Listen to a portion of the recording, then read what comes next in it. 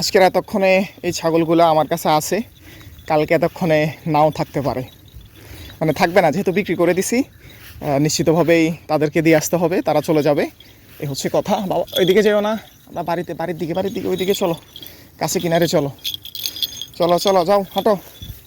আসলে কষ্ট লাগে, পশু যখন আপনি পালন করবেন, আপনার শখের একটা জিনিস, সেই জিনিসটা যখন বিক্রি করে দিতে হবে, তখন এর যে এতদিনের যে আপনার সাথে থাকা, আপনার সাথে পথ চলা, সে পথ চলতে চলতে একটা মায়া জন্মে যায়, যে মায়াটা আসলে ছাড়া, যে মায়াটা আপনাকে কষ্ট দিবে, মানে শূন্য অনুভব করাবে সত্যি।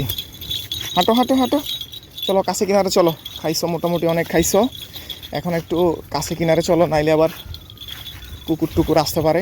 কাছে কিনারে থাকলে তো খুব তাড়াতাড়ি আসতে পারবো। যাই হোক, আপনারাও পালতে পারেন এই পশু, আপনার ডিপ্রেশন কমাবে।